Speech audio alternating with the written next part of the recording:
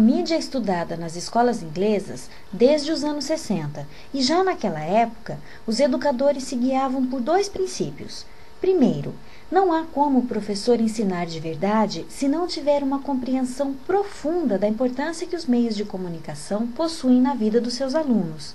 E segundo, na escola, as mídias devem ser estudadas à luz dos seus valores sociais. Há quase 50 anos, os educadores ingleses reconhecem a centralidade dos meios de comunicação na vida escolar, mas eles tomam cuidado de não separar os produtos da cultura de massa do entorno político e cultural que molda o teor das mensagens. Esse cuidado se fundamenta na perspectiva dos estudos culturais. O professor Stuart Hall, por exemplo, acha importante que os alunos aprendam a produzir imagens de si mesmos, desde que, na sequência, eles possam confrontar essas imagens com aquelas que as mídias hegemônicas produzem sobre jovens. Desse confronto, surge a consciência da importância das leituras alternativas para promover o equilíbrio nas representações midiáticas, e a comparação entre o que é hegemônico e o que é alternativo revela o potencial político do ato de produzir conteúdo para as mídias. Para tratar a mídia em suas especificidades, sem desconsiderar o entorno social e político, o educador deve se guiar por 5 conceitos-chave, que são a linguagem, as estruturas narrativas, as instituições de mídia, as audiências e a representação.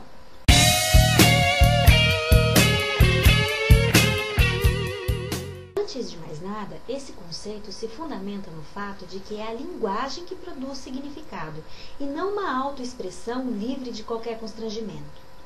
Ou seja, a notícia veiculada pela TV ou pelo jornal não é transparente em relação à realidade. Ao contrário, é uma recriação de um fato, mediado por forças de caráter técnico, político e simbólico. Selecione um comercial de TV que ofereça algum produto para o jovem e analise esse comercial a partir daquilo que os analistas do discurso chamam de denotação e conotação.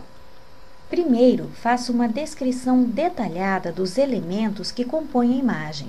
Descrição das pessoas, do cenário, das roupas, dos objetos, da música. Transcreva os diálogos. Depois, investigue com a classe quais são os valores que normalmente associamos a tais tipos de pessoas, de objetos, de cenários, palavras significativas do diálogo.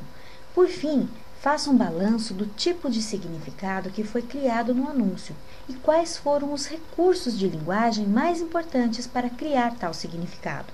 Daí, investigue com seus alunos qual é a ideia que os produtores do comercial fazem do público-alvo daquele anúncio.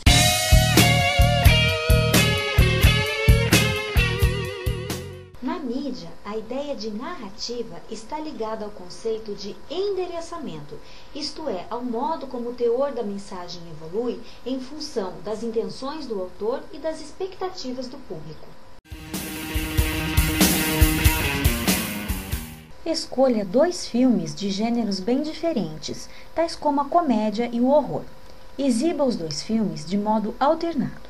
Primeiro, passe as sequências de abertura de cada um e investigue com a classe como cada filme constrói o problema da narrativa e que pistas são dadas ao espectador para antecipar o que vai acontecer depois. Assista ao restante da comédia e peça aos alunos para fazerem uma ficha de cada personagem, com suas características físicas, psicológicas e o papel de cada um na história. Depois, faça o mesmo com o filme de horror. Ao final, compare os protagonistas de cada filme. O que motivou o surgimento de cada um? Como eles agiram para resolver o problema posto pela narrativa? Quais os valores associados a cada um deles? Faça o mesmo com os antagonistas de cada uma das histórias.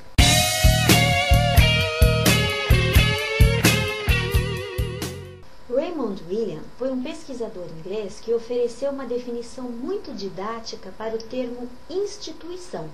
Instituição é um nome dado para uma ação ou um processo que se repete e que em certo estágio torna-se um conceito geral e abstrato, passando a descrever alguma coisa aparentemente objetiva e sistemática.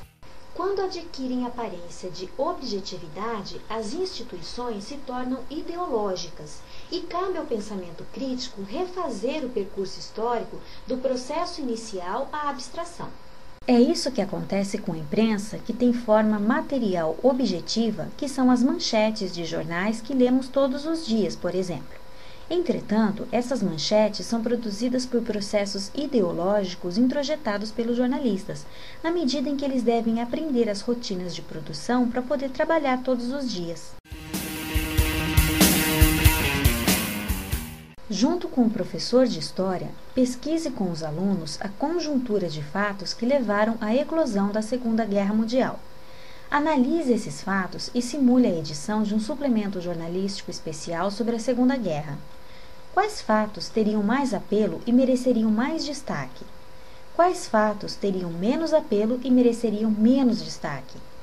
Quais aspectos seriam muito complicados de serem explicados na linguagem jornalística e, consequentemente, seriam barrados pelo editor do jornal? Numa lista de 20 fatos para serem noticiados, quais teriam prioridade caso só houvesse espaço ou tempo para 5? Quais seriam os critérios para escolher esses 5?